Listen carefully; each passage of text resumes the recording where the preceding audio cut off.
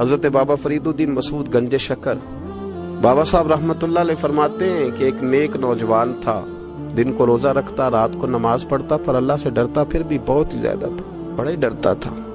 موت کا وقت آیا تو ماں ہی تھی بس اس کی، تو ماں سے کہنے لگا اماں میری ماں ہے، میرے ساتھ 3 وعدے تو کر۔ اس نے کہا پتر تو بتا، آخری ہج کی لے رہا ہے اور اس غریبنی ماں سے تو وعدہ لے رہا ہے، بتا کیا وعدہ۔ عرض کرنے لگا اماں جب میں مر جاؤں نا تو میرے گلے میں رسی ڈال کے تو مجھے گھمانا گھر کے صحن میں، اور لوگوں کو کہنا جو رب کی نافرمانی کرے اس کا یہی حال ہوتا ہے۔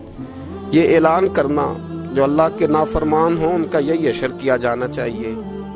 اور اماں پھر دوسرا وعدہ کر، میرا رات کو جنازہ اٹھایا جائے، میں نہیں چاہتا کہ کسی کے منہ سے یہ لفظ نکل جائیں کہ وہ دیکھو اللہ کا نافرمان جا رہا ہے، رات کو میرا جنازہ اٹھانا۔ اور اماں تیسرا میرے ساتھ وعدہ کر کہ لوگ مجھے دفن کر کے آ جائیں گے تو میری قبر پہ چلی جائے گی، عمل میرے پاس کوئی نہیں، پر مجھے لگتا ہے ماں کے قدموں کی برکت سے عرش کا مالک بھی رحم فرمائے گا، اماں تو وعدہ کر۔ بابا صاحب رحمت اللہ علیہ فرمانے لگے کہ ماں، بوڑھی ماں نے وعدہ کر لیا، کہا بیٹے ٹھیک ہے، اگر تیری یہی ضد ہے تو میں تیار ہوں۔ پھر اس نے کلمہ شہادت پڑھا، اس نوجوان کی روح پرواز کر گئی۔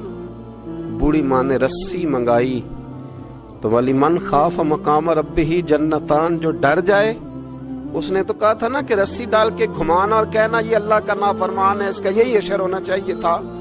لیکن جب ماں گلے میں رسی ڈالنے لگی تو گھر کے ہر کونے سے آواز آنے لگی، خبردار یہ رب کا دوست ہے، اللہ کے دوستوں کے ساتھ اس طرح کا معاملہ نہ کیا جائے، اسے چھوڑ دیا جائے۔ اور کہا تمہیں کچھ بھی اور کرنے کی ضرورت نہیں ہے، یہ تو رب کا دوست ہے اور رب کی بارگاہ میں حاضر ہو گیا۔ کوئی بندہ کہے گا کہ یہ تو ایک بابا فرید کا سنایا ہوا واقعہ ہے، سنیے، بخاری میں حدیث ہے، نبی پاک صلی اللہ علیہ وسلم نے فرمایا، حضرت ابو ہریرہ رضی اللہ تعالیٰ عنہ راوی ہیں، حضور فرماتے ایک شخص مرنے لگا تو اپنے بچوں سے کہنے لگا کہ میں جب مر جاؤں تو مجھے جلا دینا، اور پھر میرے جلے ہوئے وجود کو پیس دینا، پھر مجھے ہوا میں اڑا دینا۔ پتر مجھے اڑا دینا، مجھے بڑا ڈر لگتا ہے، اگر رب نے مجھ سے حساب پوچھا تو میں قابل نہیں ہوں، اڑا دینا مجھے ہواؤں میں، اگر اس نے مجھ سے حساب لیا تو بڑا سخت حساب لے گا۔ حضور فرماتے ہیں، بخاری میں موجود ہے، اس کے بچوں نے اسی طرح کیا، اس کے مرنے کے بعد اسے جلایا، ہوا میں اڑا دیا۔ اللہ کے محبوب فرماتے ہیں رب کریم نے حکم دیا زمین کو کہ اس کے ذرات کو جمع کرو، زمین نے ذرے جمع کیے، خدا نے حکم دیا تو اس کا وجود پھر سے اسی شکل میں آیا۔ تو رب کریم نے فرمایا یہ جو تو نے وصیت کی تو کیوں کی؟ اللہ جانتا ہے کہ نہیں جانتا؟ یہ کی تو کیوں کی؟ تو وہ پڑا، کہنے لگا اللہ میرے اندر تو طاقت نہیں تھی تیرے سامنے کھڑا ہو کے حساب دے سکوں، تجھے منانے کے لیے تیرے خوف سے ڈر گیا، میں ڈر گیا۔